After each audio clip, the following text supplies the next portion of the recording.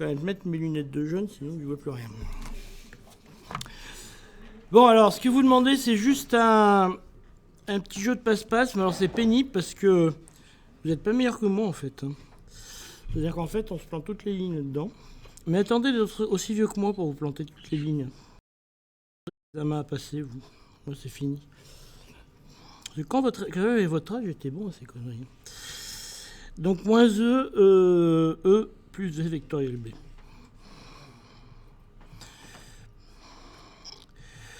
Ouais. Et E égale moins dA sur dB.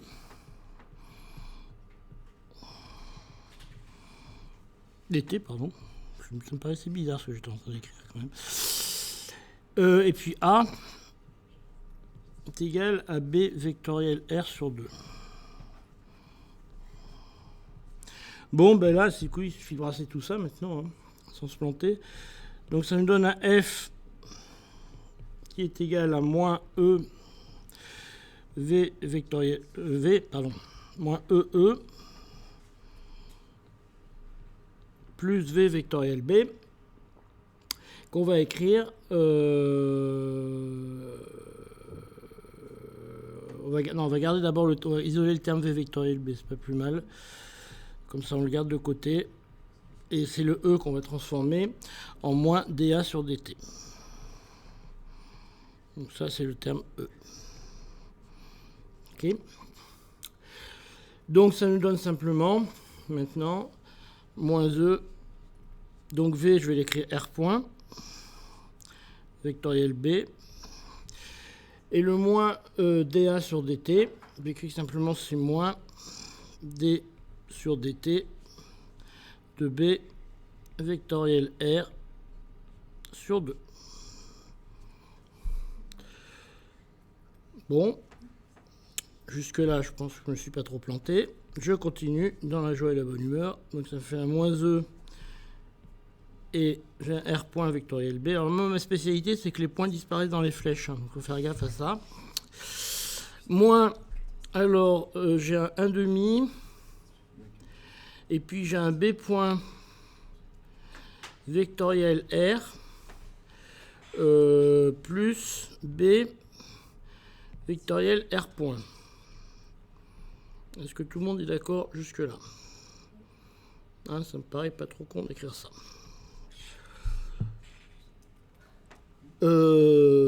Bon.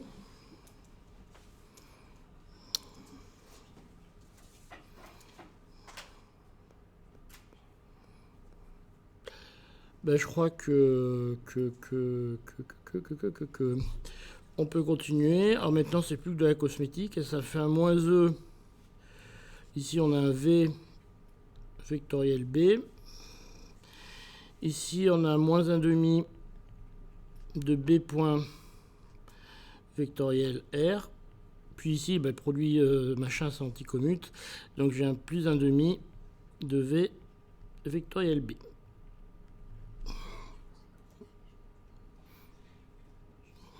Elle n'a toujours pas trouvé sa faute. Elle va pas endormir. Hein? Là, vous venez à la fin du coup, on regardera ensemble. Donc voilà, donc le V vectoriel B, le B vectoriel R point, j'en ai fait un R point vectoriel B, et B R point, j'en ai fait un V. Ok. Et donc, ici, vous avez un 3,5 qui sort, hein, évidemment. Un 3,5 qui sort, et au total, ça vous fait que F est égal à E facteur de 1,5 de B point vectoriel R moins 3,5 de V vectoriel B.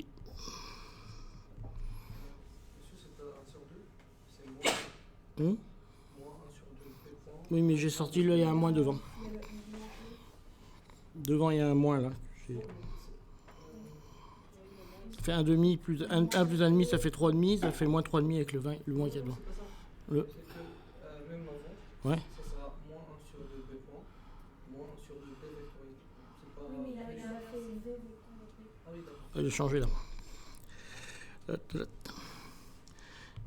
Voilà. Donc on a la force qui s'exerce comme ça. Hop là.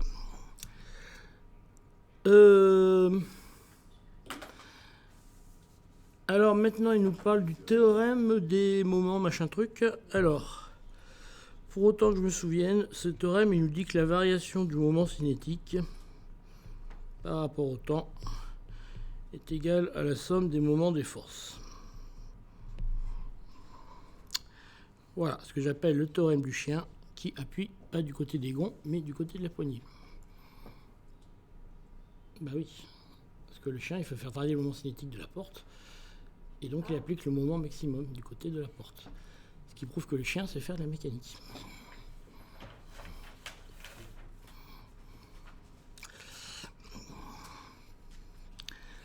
Voilà. Bon, ben, il suffit de l'écrire maintenant. Parce que le chien ne sait pas écrire, ça, il ne sait pas.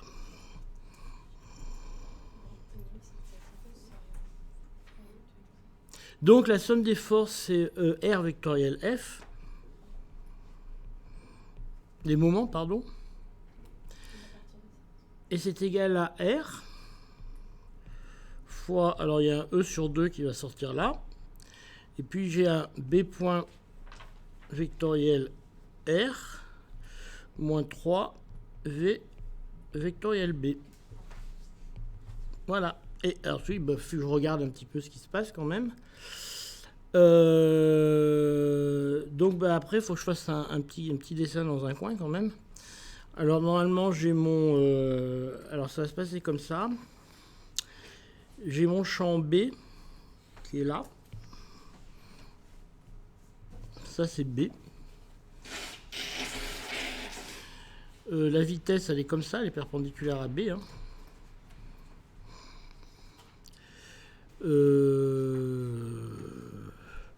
Et puis j'ai UR. Alors UR, il est comme ça. D'accord ?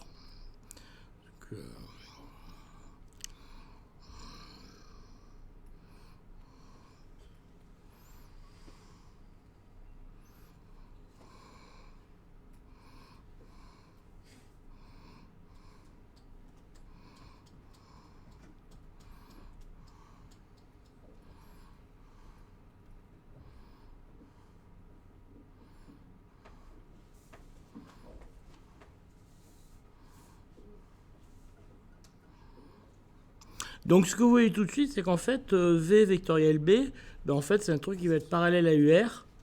Donc en fait, ce truc-là, quand je vais faire le produit vectoriel avec ER, ça va être nul. D'accord ? Ce truc-là, il est parallèle à UR. Ok ?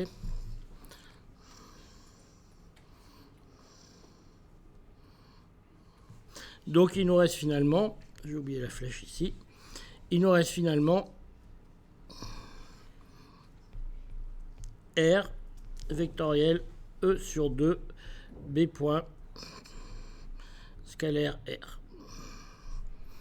Voilà. Alors on va le réécrire un petit peu mieux. Non, d'ailleurs je crois que c'est écrit correctement comme ça. On va juste regrouper.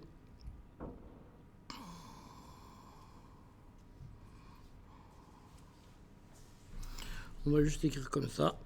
Donc B scalaire R, ça nous fait, c'est dirigé selon Z.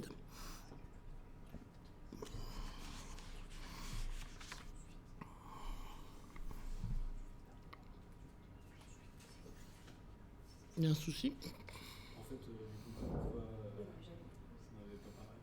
Mais du coup, je sais pas qu'elle est juste. Ça va pas ? Elle n'est pas contente. Hein. Ça se voit. Non, mais je sais pas pourquoi ça marche pas, mais ok, la prochaine fois, je ferai comme ça. Mais non, on va voir pourquoi ça marche pas, je peux se vexer. Hein. C'est d'abord le produit vectoriel, puis la dérivée par rapport au temps qu'on applique. C'est d'abord la. Ben non, ça change rien. Hein. Normalement, ça change rien. Bah, du coup, Mais là, ça si, change. parce que après, on aura une composante qui est selon R. Si on applique d'abord le produit vectoriel, mais si on applique d'abord le produit, enfin la dérivée par rapport au temps, le V, lui, il n'est pas selon R, il est selon θ. Ouais, non, mais ce qu'il y a, c'est. Non, mais il me semble que d'un point de vue formel, d'un point de vue mathématique, ça ne fait aucune différence. Alors, je vois. Parce qu'à la limite, si vous prenez un produit vectoriel, bon, si vous le faites de la façon la plus bête possible, vous prenez un produit vectoriel, vous le décomposez en coordonnées, bah, vous vous rendez bien compte que ça ne change rien. Ouais, testez pour les deux vecteurs à x, y, z, et puis vous décomposez avec les produits. Et à mon avis, on se rend compte que ça ne change rien. Donc, après, si ça change, ouais, c'est peut-être qu'on s'est planté. Hein, ouais, mais il me semble que ça ne change rien. Je ne vois pas pourquoi ça changerait, c'est que des opérateurs linéaires. Donc, bon, et donc on obtient à la fin que dl sur dt est égal à r carré E sur 2 B point fois UZ. Voilà le DL sur dt. Ok. Donc on est arrivé au résultat des courses. Qui c'est qui m'a piqué mon énoncé? C'est vous. Vous n'avez pas trop énoncé, non? Vous n'avez pas? Bon, c'est pas grave. Récupérer, hein. Intégrer ça comme un bourrin, ça pose pas de problème. Vous pouvez simplement faire que simplement le delta L, que le delta L, grand delta L, mais plus mon écran.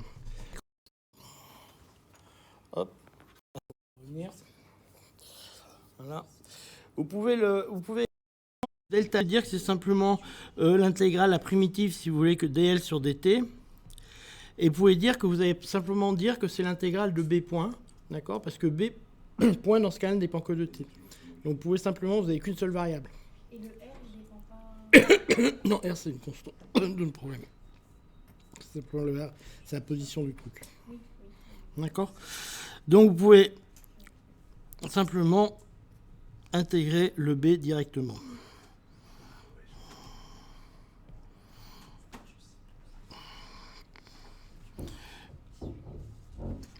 Alors, vous faire attention, si vous aviez un B qui, par exemple, dépendait de la position, se mettait à varier de façon subtile, vous ne pourriez pas intégrer sur le temps indépendamment des autres variables.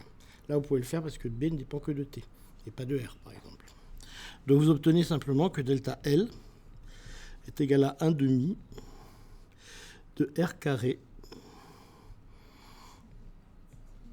E B.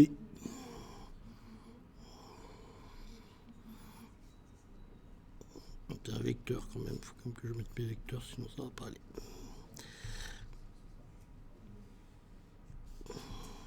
Voilà, on obtient cette formule simple.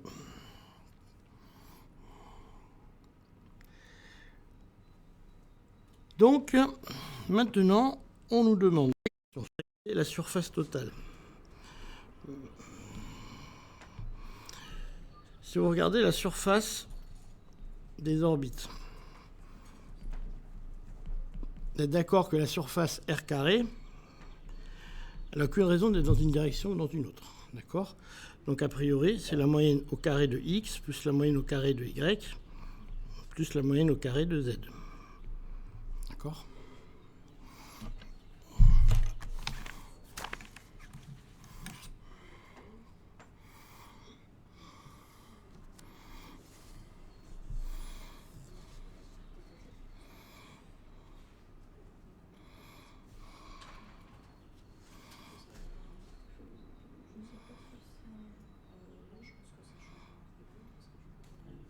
Mais la surface selon Z ne compte pas.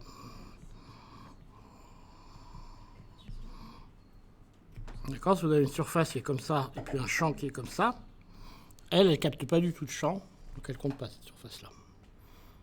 D'accord? Donc en fait, la seule surface qui compte, c'est les surfaces en X carré et en Y carré. D'accord? Donc, le champ carré qui compte, c'est celui qui est capté par X carré plus Y carré. Et ça, c'est simplement 2/3 du B total. D'accord? Autrement dit, j'ai 2/3 du flux qui passe dans des surfaces qui ne comptent pas. Pardon, un tiers du flux qui passe dans les surfaces qui ne comptent pas. Et seulement 2 tiers des surfaces qui captent du flux qui est intéressant. D'accord. Les 1 tiers de surfaces qui sont dans le champ vertical, elles ne comptent pas. Et voilà, c'est pour ça qu'il y en a 6 qui apparaît. Donc, au total, j'ai une aimantation qui vaut moins E sur 2M N sur V fois la moyenne de L. D'accord. Et ça vaut moins E sur 2M N sur V. Et puis ici, vous avez un 1/2 de 2 tiers qui apparaît. Ce 2 tiers-là, c'est celui qui vient de là. Et vous avez un R carré. R carré, c'est un petit R que j'avais mis, c'est un petit R carré. Carré fois E fois B. Ok. Pourquoi tu comprends pas le B carré? Parce que j'ai oublié. Parce qu'il doit y être le B carré. Pourquoi je ne l'ai pas mis? Il est en B carré, lui, c'est ça. Oui, mais. Oui, mais je l'ai mis là, normalement il est le B carré. C'est quand on prend là, j'ai oublié dans la correction. C'est après quand on prend là. Ouais, ça doit être bon. Non, attends, il a disparu le B quelque part. Hein. Pourquoi il y a un B carré qui est là? Non, il n'est plus le B carré. Non, il a disparu depuis longtemps le B carré. C'est B, hein, delta L c'est B, ouais, il n'y a plus le B carré là. Non, vous m'induisez en erreur. Il n'y a plus le B carré depuis longtemps. Oui, non, parce que c'est la surface, parce que ce qui compte, c'est des flux. Parce que quand on dit que c'est la surface qui compte, c'est parce que ce qui compte, c'est des flux. Donc des flux, c'est des... pourquoi j'ai dit ça d'ailleurs? C'est la surface perpendiculaire. Oui, c'est les surfaces perpendiculaires qui comptent. Donc, non, vous avez raison. Là, c'est pas des B carrés, c'est des B, excusez-moi. C'est des B qui comptent. C'est des B. Non, c'est moi qui vous avez raison, là, c'est des B qui comptent. Parce que des flux, c'est des champs fois des surfaces. Voilà, on est d'accord. Oui, non, vous avez raison. C'est des flux, donc c'est des champs fois des surfaces qui comptent.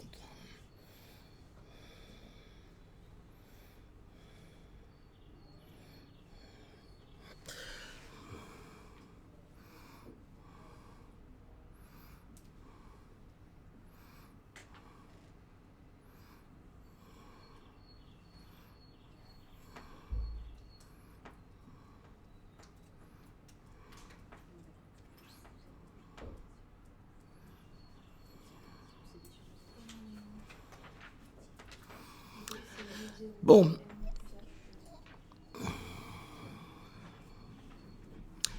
Donc maintenant,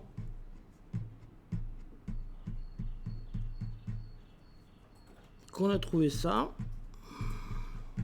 qu'est-ce que vous demandez encore? C'est tout, non? Vous demandez susceptibilité, c'est ça? Alors, il nous demande d'équité.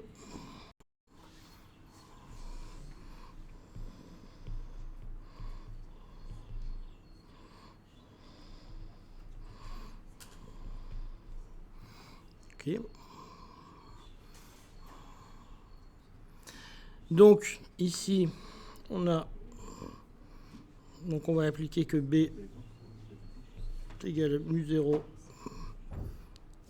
B est égal à mu0H. Ok. BP, c'est pas mu0. H plus M. Ouais, H plus M.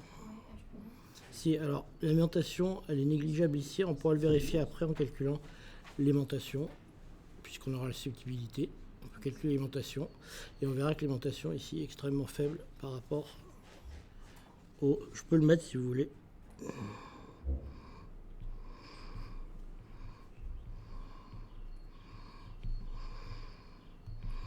Vous avez raison, on verra tout à l'heure qu'on peut négliger l'aimantation.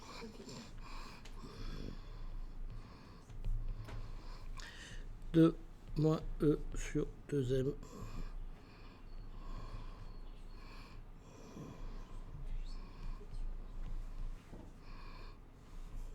Pardon.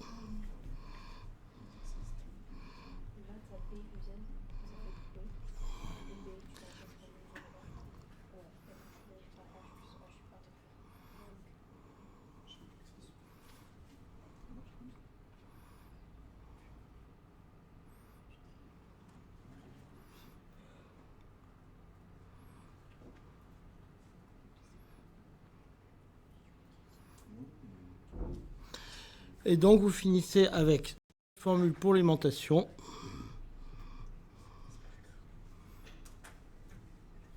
Qui est égal à moins n sur v, e carré, r carré sur 6m, mu 0, h.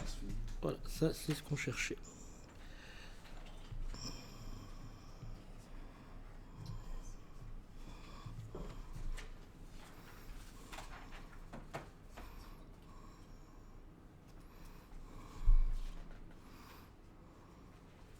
Et donc vous avez un qui d